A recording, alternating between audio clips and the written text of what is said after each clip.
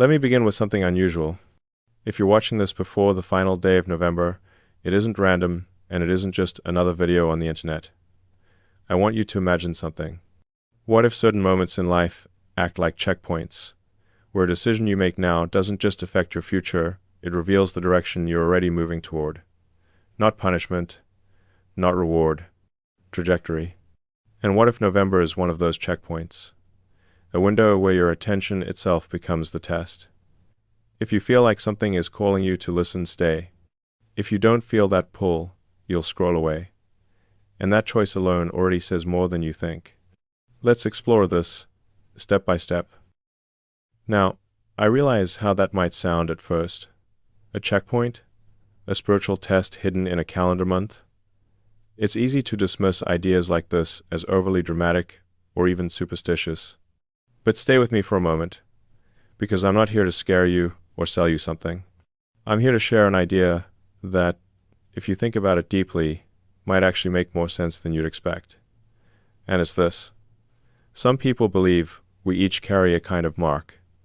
Not physical, not visible, not something you can see in a mirror or find on your skin, but directional, like an internal compass that's been quietly pointing you somewhere your whole life, whether you've been paying attention to it or not. This mark isn't about being good enough or knowing enough. It's not about how many times you've been to church or how well you can recite verses. It represents something deeper. It represents the path you're already on, and the spiritual readiness you may not even realize you're shaping, day by day, choice by choice, moment by moment. Think of it like this. Imagine you're driving at night.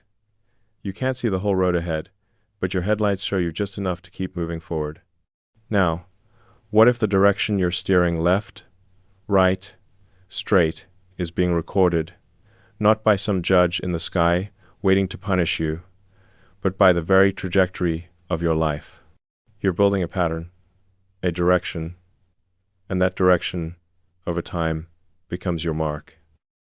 But here's the question that probably just popped into your head. How could someone be marked without knowing it?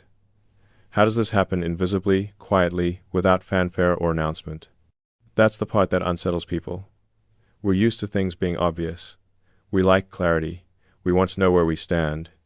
But what if this mark isn't about where you stand right now, it's about where you're headed? And here's where it gets even more interesting. There are actually two very different kinds of marks. Not one, two. And they serve completely opposite purposes.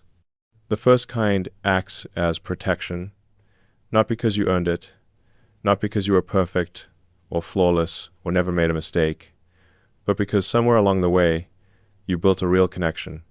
You started moving in a direction that aligned you with something greater than yourself.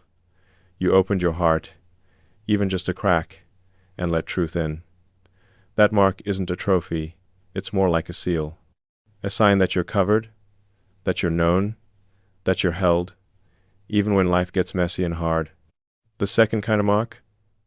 It acts as a warning, not as condemnation, not as punishment, but as a signal. A signal that says, you're drifting, you're moving away. You don't see it yet, but this is the road you're on, and it doesn't lead where you think it does. Now, this isn't about dividing people into good and bad. That's not what this is. Life is far more nuanced than that, and so is God. This is about trajectory. It's about direction. It's about where someone is headed without noticing. And the most unsettling part? You can look very spiritual on the outside and still be marked with a warning.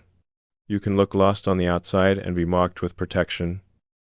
So who decides the mark? And how? Here's what I've come to understand, and it might surprise you.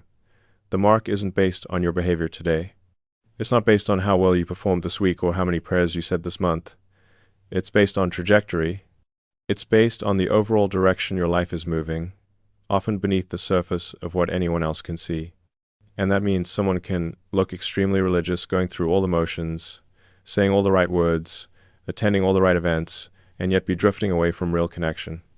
At the same time, someone else might have very little knowledge, very little experience, might not even know the right spiritual language, but they're building deeper trust daily. They're leaning in, they're honest, they're receptive. Let me give you an example. Imagine two people. One has been part of a faith community for decades. They know the songs, they know the traditions, they can quote scripture from memory. But somewhere along the way, it became routine, comfortable, automatic. The relationship became a checklist. Did I do my part today? Good. Check. There's no conversation, no wrestling, no listening, just performance. Now imagine a second person. Maybe they just started exploring faith recently. Maybe they're full of questions and doubts. Maybe they don't have the vocabulary or the confidence to sound spiritual. But every day, they sit quietly and say, God, I don't know what I'm doing, but I want to know you. I want to understand. I'm listening. That person is building something real, something alive. And that's what the mark responds to. Not knowledge, not performance, but connection. So if it's not about knowledge or performance, what is it based on? It's based on relationship. And that word relationship gets thrown around a lot, especially in spiritual conversations, but let's break it down simply. A relationship means two-way communication. It means you talk and you listen. It means you respond. It means you show up, not perfectly, but honestly. Religion, on the other hand, can exist without any of that. Religion can be one-sided. You perform the rituals, follow the rules, maintain the image, and you never actually engage personally with the one those rituals are supposed to point you toward. Let me put it another way. You can be full of spiritual information and yet completely disconnected. You can know every doctrine, every theological argument, every historical detail, and still have no real relationship. It's like knowing everything about a person, their birthday, their job, their hobbies, but never actually having a conversation with them. You know about them, but you don't know them. On the flip side, you can be inexperienced, uncertain, even confused. But if you're honest and receptive, if you're genuinely reaching out and saying, I want to know you, then you're in a relationship. And relationship is what builds the mark of protection. It's what aligns your trajectory toward life. And here's where November comes in. There's a reason this month feels significant to so many people. It's not superstition. It's not coincidence. November, especially as we approach its final days, represents a threshold, a transition, the end of one season and the edge of another. And certain seasons in life, certain moments in time, have a way of testing what we've built quietly over the years. They don't create your foundation. They reveal it. Think of it like this. When the weather is calm and mild, any house looks solid. But when the storm comes, when the wind picks up and the rain pours down, that's when you see what was really built. Was it built on rock or sand? Was it built with care or just for appearance? November, in this sense, is being treated like a threshold month, a moment when we're shown, not judged, but shown what direction our life is actually trending toward.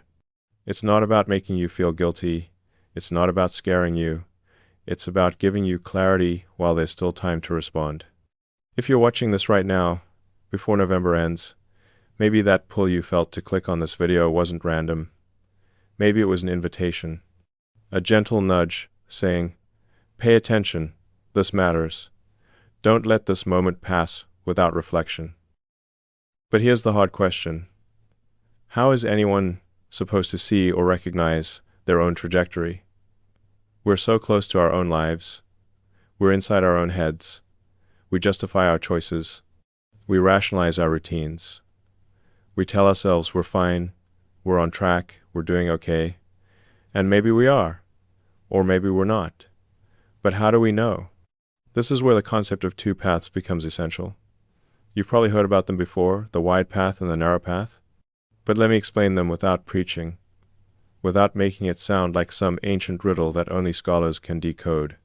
The wide path is easy. It's predictable. It's built on routine. Everyone around you is on it, so it feels safe. It feels normal. It doesn't require much thought. You follow the flow. You do what's expected. You maintain appearances. You check the boxes. And because it's wide, there's room for everyone. There's no discomfort, no challenge, no need to question whether you're going the right direction because, look, Everyone else is here too. The narrow path, on the other hand, is uncomfortable. It requires honesty. It requires you to stop and ask hard questions. It's not built on routine, it's built on connection. It's less crowded. It's less popular. And because it's narrow, you can't just coast. You have to pay attention. You have to engage. You have to be intentional. Now here's the tricky part. Most people assume they're on the narrow path because they know the rules. They know the right answers. They've been taught well. But knowledge of the path and walking the path are two completely different things. You can know everything about the narrow road and still be walking the wide one without realizing it. And that's what this entire idea of being marked is really about. It's about revealing which path you're actually on, not which one you think you're on. So what truly separates these two paths? What's the defining difference? It comes down to one simple test. And I mean simple, not easy. This test reveals everything. And it's this: can you recognize God's voice personally in your life? Not, do you believe He speaks? Most people would say yes to that. But can you tell when He is speaking to you? Can you recognize it? Can you distinguish His voice from your own thoughts, from the noise of the world, from the opinions of others? If someone can't answer that clearly, that's a signal. That's the red mark. That's the warning. It's not saying you're doomed. It's not saying you're lost forever. It's saying there's a gap, there's distance, there's a relationship that hasn't been built yet, and a warning exists, so there's still time to build it.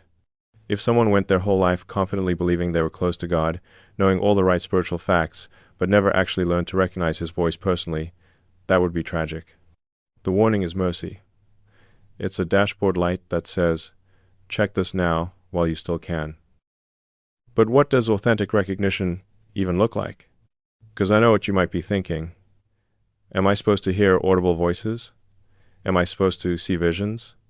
Is this some mystical experience reserved for prophets and saints? And the answer is no, not at all. Let me describe it simply, especially for those of you who've lived long, full lives and prefer things practical and real. Recognizing God's voice isn't about hearing voices in the literal sense. It's not about thunder from the clouds or writing appearing on walls. It's inner recognition. It's peace that settles over you when you're making the right choice, even if that choice is hard. It's clarity that cuts through confusion. It's direction when you've been feeling lost. It's conviction when you need to change course. It's correction that stings but feels true. It shows up in different ways for different people, but the thread is always the same, you know? Not because someone told you, not because you read it somewhere, but because something inside you recognized truth, you felt it align with your spirit. Sometimes it comes through Scripture. You're reading a passage you've read 100 times before, and suddenly it speaks directly to your current situation. It's like it was written just for you, just for this moment. That's recognition. Sometimes it comes through impressions. A thought that doesn't quite sound like your usual thoughts. A gentle nudge in a certain direction. A sense of stop or wait or go now. And you've learned over time that when you follow those nudges, things work out in ways you couldn't have planned yourself. Sometimes it's timing. Doors close that you wanted to walk through, and at first you're frustrated, but later you see why. Or doors open that you didn't even know existed, and you realize you were being led somewhere better than you imagined. Sometimes it's unexpected guidance. A conversation with a stranger. A phone call at just the right moment. A memory that surfaces and gives you insight you needed.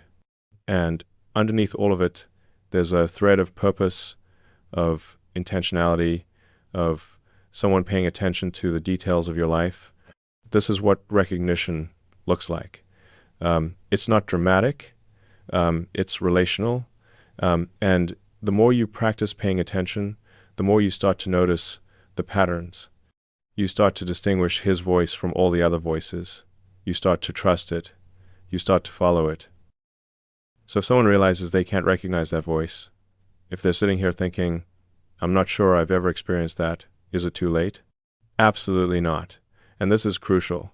This is the part I really need you to hear, especially if anxiety or regret is starting to creep in. The red mark, the warning, is not condemnation. It's not a verdict. It's not a sentence. It's a gift. Think about it. When A warning light comes on in your car's dashboard. What is it doing? It's preventing a bigger problem. It's saying, hey, something needs attention here. Deal with it now, before it becomes a crisis. The warning light isn't your enemy. It's actually protecting you. It's evidence the system cares whether you make it home safely. The same is true spiritually. If you're feeling convicted right now, if you're realizing there's been distance, if you're recognizing you've been on autopilot or just going through the motions, that awareness itself is a gift. It means you're being pursued. It means you're not being left alone. It means there's still time, and someone is making sure you see that. The red mark isn't rejection. It's an invitation wrapped in urgency. It's saying, turn around. There's still time. The door is still open. But don't wait forever. Don't assume you'll always feel this pull. Because here's the hard truth. We can ignore invitations for so long that we stop hearing them. We can delay so many times that the urgency fades and we drift back into comfort. And comfort, when it comes to spiritual matters, can be dangerous. It can make us believe everything is fine when it's not. So then how does someone actually change trajectory? If someone realizes they've been on the wide path, if they realize they've been marked with a warning, what do? How do you pivot? How do you build the relationship that's been missing? Here's the most practical, actionable advice I can give you, and it's beautifully simple. I call it the practice of 15 minutes of real relationship. Not religion, not ritual, relationship. And here's how it works. Every day, find 15 minutes where you can sit still, not while you're driving, not while you're cooking or folding laundry or watching TV. Sit still, quiet your space. Quiet your mind as much as you can, and then ask one real question. Not a rehearsed prayer, not something you think you're supposed to say. Ask something honest, something that matters to you right now. God, what do you want me to understand today? Am I moving in the right direction? What have I been ignoring? How do I hear your voice more clearly? Pick one. Make it real. Make it yours. And this is the part most people skip, wait in silence for 15 minutes.